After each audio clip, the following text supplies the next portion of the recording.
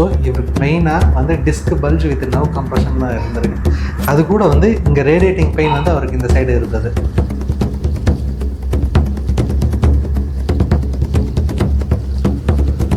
கேளுமே கழுத்தின் கீழ் அரைக்கு மேலும் கெடிதான கரமிரண்டு மிகவே வந்து வாழுமே சரீரமெல்லாம் கணத்திற்கும் வாலிபருக்கும் மனக்கண்ணும் மயக்கமா. இப்போ என்ன பண்ணுவோம் அப்படின்னாக்க, பொதுவாக இந்த மாதிரி ஒரு ஆள் தள்ளிட்டு லைட்டாக நெஞ்சு பகுதியை வந்து லைட்டாக இப்படி நம்ம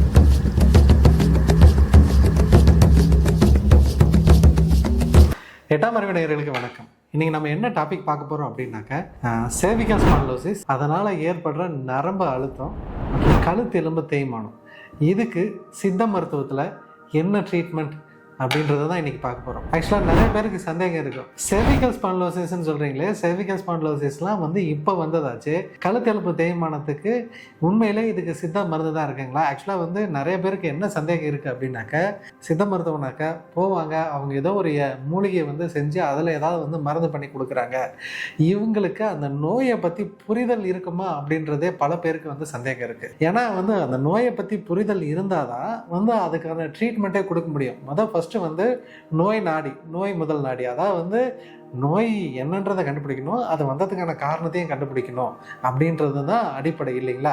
ஸோ இப்போ வந்து நம்ம இப்போ உள்ள மாடர்ன் சயின்ஸில் வந்து cervical spondylosis, lumbar spondylosis இந்த மாதிரி தேய்மானங்கள் நோய் என்னன்றதை வந்து அழகாக கண்டுபிடிக்கிறாங்களே, அந்த மாதிரி சித்த மருத்துவத்தில் வந்து நோயை வந்து கண்டுபிடிச்சி தான் ட்ரீட்மெண்ட் பண்ணுறாங்களா அப்படின்றது நிறைய சந்தேகம் பல பேருக்கு இருக்குது. சித்த மருத்துவத்திலையும் நோயை பற்றி புரிதல் வந்து இருக்குது. சித்தர்கள் ஒரு டிஃப்ரென்ஷியல் டயக்னோசிஸ், அதாவது வந்து இந்த நோய் இருந்துச்சுன்னா இந்த மாதிரி சிம்டம்ஸ் இருக்கும் அப்படின்றத தெளிவாக அவங்க வந்து மென்ஷன் பண்ணி வச்சுருக்காங்க. இப்போ கழுத்து எலும்பு தேய்மானம் இருந்துச்சுனாக்க, இப்போ எப்படி மாடர்ன் சயின்ஸில் வந்து நமக்கு வந்து செவிகள் வந்து டிஸ்க் பல்ஜ் இருக்கும், அதை தொடர்ந்து நர்வ் கம்ப்ரெஷன் இருக்கும், அதாவது வந்து ரேடியேட்டிங் பெயின் இருக்கும், சிலருக்கு வந்து இப்போ இருந்துச்சுன்னா கிடினஸ் இருக்கும், இந்த மாதிரி வந்து சைன்ஸ் அண்ட் சிம்டம்ஸை வந்து ஃபஸ்ட்டு வந்து நோட் பண்ணுவாங்க.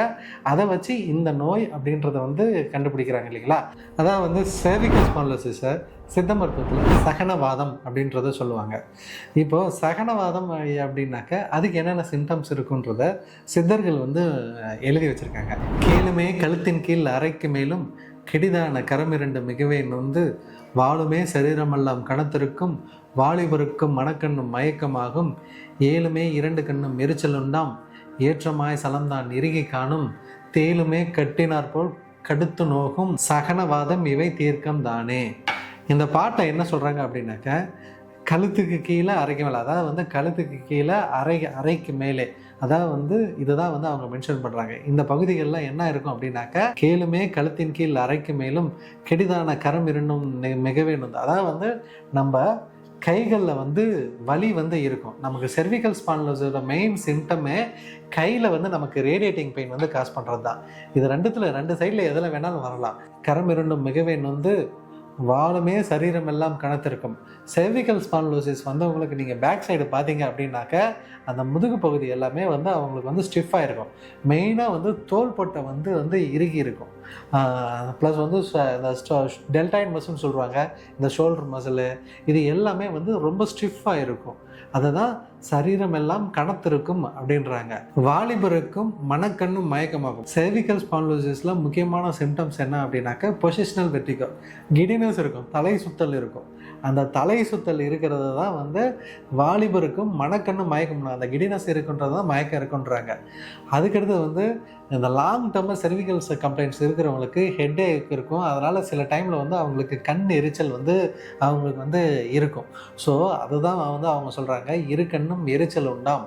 அதுக்கடுத்தது இந்த cervical spondylosis இருக்கிறவங்களோட இன்னொரு பெரிய பிரச்சனை அப்படின்னாக்க, இந்த ரேடியேட்டிங் பெயின் எப்படி இருக்கும் அப்படின்னாக்க, தேல் கொட்டினது போல் கடுத்து நோகும். அதாவது வந்து நரம்பு அந்த கலைக்கும் போது வந்து தேல் வந்து எப்படி கொட்டுச்சுன்னா வந்து கடுக்கடுன்னு இருக்கும். அந்த மாதிரி தான் வந்து cervical spondylosis இருக்கிறவங்களுக்கு அந்த தேல் கொட்டின மாதிரி வந்து அந்த பெயின் வந்து சில டைமில் வந்து இருக்கும். இது இருந்துச்சுன்னா சகனவாதம் அப்படின்னு சொல்கிறாங்க.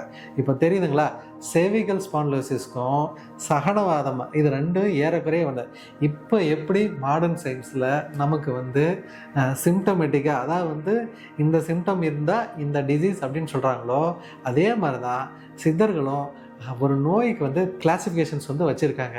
அதுதான் நோய் தொகுதி இருக்குது பார்த்தீங்களா, குணப்பாடம் அப்படின்ற அந்த இதில் வந்து நமக்கு வந்து இருக்கும் ஜென்ரல் இதில். அதில் வந்து இந்த இந்த சிம்டம் இருந்துச்சுன்னா இந்த வாதம், இந்த நோய், இதுக்கு எப்படி ட்ரீட்மெண்ட் பண்ணுறது தான் வந்து நம்ம இது பண்ணியிருக்காங்க. சித்த மருத்துவத்தில் எக்ஸ்டர்னலாக எப்படி ட்ரீட்மெண்ட் கொடுக்கறது, எப்படி ட்ராக்ஷன் பண்ணுறது, எப்படி மிஸ்அலைன்மெண்ட்டான போனை ரீஅலைன்மெண்ட் வந்து நமக்கு வந்து பண்ணுறது அப்படின்றத இன்றைக்கி நான் உங்களுக்கு சொல்லித்தரேன். வாங்க பார்க்கலாம்.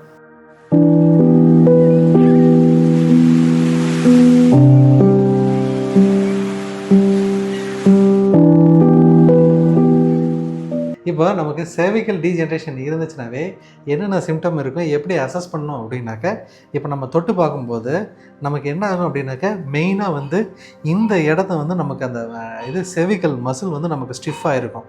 இப்போ இவர் வந்து நமக்கு ட்ரீட்மெண்ட் எடுத்துகிட்டு இருக்கிற பேஷண்ட்டு, இவரோட இது பாருங்கள், இந்த இடத்துல எல்லாமே கொஞ்சம் இப்போ நம்ம ட்ரீட்மெண்ட் கொடுத்த பின்னாடி இந்த இடம்லாம் அவருக்கு ஆரம்பத்தில் வந்து ரொம்ப ஃபுல் ஸ்டிஃப்னஸ் இருந்தது. இந்த இடத்துல பாருங்கள், இந்த சைடுக்கும் இந்த சைடுக்கும் உள்ள டிஃப்ரென்ஸ் பாருங்கள். இந்த இந்த இது பாருங்கள், இது உங்களுக்கு நல்லா தெரியும். ஸோ இந்த இடம்லாம் இன்னும் ஸ்டிஃப்னஸ் வந்து நல்லாவே இருக்குது. இன்ஃப்ளமேட்டரி ரியாக்ஷன் வந்து இந்த இடத்துல நடந்திருக்கு. ஸோ இவருக்கு மெயினாக வந்து disk bulge with nerve compression தான் இருந்திருக்கு. அது கூட வந்து இங்கே ரேடியேட்டிங் பெயின் வந்து அவருக்கு இந்த சைடு இருந்தது. கண்ணால் நமக்கு பார்க்கும்போது இந்த இடத்துல உள்ள ஸ்டிஃப்னஸோ டிஃப்ரென்ஸோ வந்து நமக்கு தெரியும். ஸோ அப்போ என்ன பண்ணணும் அப்படின்னாக்க, அதுக்கு தான் வந்து நம்ம இந்த இடத்துல உள்ள வர்மத்தை வந்து நல்லா லூஸ் பண்ணி விடணும். அதாவது வந்து கழுத்தில் வந்து முடிச்சு தடவல்னு இருக்குது. இந்த முதுகுக்கு வந்து பஞ்ச முடிச்சு தடவல் அப்படின்றது இருக்குது. ஸோ அந்த முடிச்சை வந்து நம்ம கரெக்டாக வந்து ஃபிக்ஸ் பண்ணால் போதும். ஸோ அதை வந்து நம்ம என்ன பண்ணுறோம் அப்படின்னாக்க, இதை லைட்டாக வந்து நம்ம என்ன மசாஜ் மாதிரி கொடுத்து அந்த நர்வ் பாயிண்ட்டை ஸ்டிமுலேட் பண்ணிவிட்டு வந்து அந்த ஸ்டிஃப்னஸ் எல்லாத்தையும் நம்ம ரிலாக்ஸ் பண்ணுறோம். ரிலாக்ஸ் பண்ணிவிட்டு அப்புறம் கழுத்தை வந்து நம்ம ட்ராக்ஷன் மாதிரி கொடுத்து பொசிஷன் பண்ணணும். இப்போ கழுத்து பகுதி என்ன பண்ணணும் அப்படின்னாக்க, இப்போ நமக்கு இந்த வெர்டிபிரல் காலம் வந்து கம்ப்ரஸ் ஆகிருக்குன்னு சொன்னேன் இல்லைங்களா, இந்த கம்ப்ரஸ் ஆனதான் வந்து நம்ம டீகம்ப்ரஸ் பண்ணோம். அதாவது வந்து இந்த ரெண்டு வெர்டிபிரல் காலத்துக்கு இடையில் இருக்கிற ஸ்பேஸ் வந்து நமக்கு கம்மியாக இருக்குது. அதை வந்து நம்ம மறுபடியும் வந்து அந்த ஸ்பேஸ் வந்து இன்க்ரீஸ் பண்ணோம். அப்போ என்ன பண்ணணும், இந்த பகுதியை வந்து மேலே தலைக்கு பக்கத்தில் வந்து ட்ராக்ஷன் மாதிரி இழுக்கணும். இழுத்துட்டு அந்த பொசிஷன் வந்து கொஞ்சம் மாறி இருக்கும். அதாவது வந்து இப்படி ஒரே இடத்துல கம்ப்ரஸ் ஆகிருக்கு, இது லைட்டாக கொஞ்சம் ட்விஸ்டாக இருக்கும்.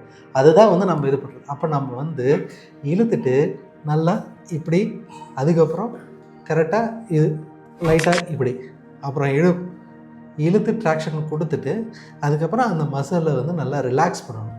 ரிலாக்ஸ் பண்ணிவிட்டு இப்போது இப்படியே குனிஞ்சே உட்காண்ட்ருக்கிறதுனால தான் மேக்ஸிமம் அவங்களுக்கு இந்த பிரச்சனை வரும். அதனால் என்ன ஆயிரும் அப்படின்னாக்கா, இங்கே இருக்கிற முன்னாடி இருக்கிற போனும் வந்து அவங்களுக்கு வந்து இப்படி முன்னாடி வந்து இதாக இருக்கும். ஸோ இந்த பகுதியை வந்து நம்ம இது பண்ணணும். அப்போ என்ன பண்ணுவோம் அப்படின்னாக்கா, பொதுவாக இந்த மாதிரி ஒரு அழுத்திட்டு லைட்டாக நெஞ்சு பகுதியை வந்து லைட்டாக இப்படி நம்ம அழுத்தணும். அப்போ என்ன ஆகும் அப்படின்னாக்கா, அந்த இங்கே இருக்கிற போனு, இந்த பின்னாடி இருக்கிற இது எல்லாமே அதோட பொசிஷனில் வந்து நமக்கு வந்து உட்காரும். எந்த இடத்துல வந்து ஸ்டிஃப்னஸ் அதிகமாக இருக்கோ, இது இன்ஃப்ளமேஷன், அந்த சில டைமில் வீக்கம், இதெல்லாமே தெரியும். அதை வச்சே அந்த இடத்துல இருக்கிற cervical பல்ஜ் வந்து நடந்திருக்கு அப்படின்றத வந்து அசஸ் பண்ணுவாங்க. அதுக்கு அடுத்தது அதை கரெக்டாக வந்து பொசிஷன் பண்ணுவாங்க. நமக்கு ஒரு வெர்டிபிரல் காலத்துக்கும் இன்னொரு வெர்டிபிரல் காலத்துக்கும் இடையில இருக்கிற அந்த ஸ்பேஸ் வந்து நமக்கு கம்மியாகும். அதை கரெக்டாக ட்ராக்ஷன் கொடுத்து கம்ப்ரஸ் ஆன அந்த ஸ்பேஸை டீகம்ப்ரஸ் பண்ணுவாங்க. இதுக்கு வந்து மேனுவலாக வந்து நம்ம ட்ராக்ஷன் வந்து கொடுப்போம். இதுக்கு வந்து இலக்கு முறைகள் அப்படின்றது வந்து சித்த மருத்துவத்தில் வந்து சொல்லுவாங்க. இதை நம்ம கொடுத்தோம் அப்படின்னாவே நமக்கு அந்த ஸ்பேஸ் வந்து இன்டர்வெர்டிபிரல் ஸ்பேஸ் வந்து நமக்கு இன்க்ரீஸ் ஆகும். சித்த மருத்துவத்தில் வந்து cervical ஸ்பாண்டிலோசிஸை வாதமாக தான் ட்ரீட்மெண்ட் பண்ணுவாங்க. அதாவது வந்து சகன வாதம், அதாவது வந்து வாதத்தினால அந்த வெர்டிபிரல் காலம் வறட்சி அடையுது. அந்த வறட்சியினால் அதுக்கு இடையில் இருக்கிற அந்த டிஸ்க், இன்டர்வெர்டிபிரல் டிஸ்க் வந்து டீஹைட்ரேட் ஆகுது. அதனால் வலுவிழக்குது. இதனால் வந்து கம்ப்ரஸ் ஆகுது. அதனால் நர்வ் கம்ப்ரெஷன் ஏற்படுது. இதுதான் வந்து சித்த மருத்துவத்தில் வந்து அவங்க சொல்கிறது. ஸோ அந்த வாதத்தை போக்கக்கூடிய உள் மருந்துகள் வந்து நமக்கு கொடுப்பாங்க. இதை ட்ரை பண்ணி பாருங்கள். உண்மையிலே இது வந்து நல்ல சூப்பராக வந்து வேலை செய்யும். முதுகு தண்டு பிரச்சனைக்கு சித்த மருத்துவத்தில் அருமையான தீர்வு. இன்டர்னல் அண்ட் எக்ஸ்டர்னல் கொடுக்கும்போது எவ்வளோ பெரிய கம்ப்ளைண்ட் இருந்தாலும் வித்தின் 5 days வந்து அவங்களுக்கு வந்து நல்ல இம்ப்ரூவ்மெண்ட் இருக்கும்.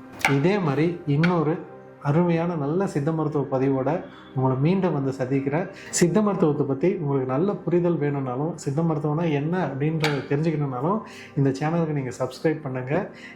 நல்ல ஹெல்த் டிப்ஸ் இது பண்ணணுன்னாக்கா நம்ம உங்களுக்கு ஃப்ரெண்ட்ஸுங்களுக்கு, உங்கள் வீட்டில் இருக்கிறவங்களுக்கு, இல்லை உங்களுக்கு தெரிஞ்சவங்களுக்கு கழுத்து வலினால ரொம்ப கஷ்டப்பட்டுட்ருப்பாங்க. அவங்களுக்கு இந்த வீடியோவை ஷேர் பண்ணி லைக் பண்ணுங்கள். இதே மாதிரி தொடர்ந்து நிறைய வீடியோ பதிவுகளோடு உங்களை சந்திக்கிறேன். நன்றி, வணக்கம்.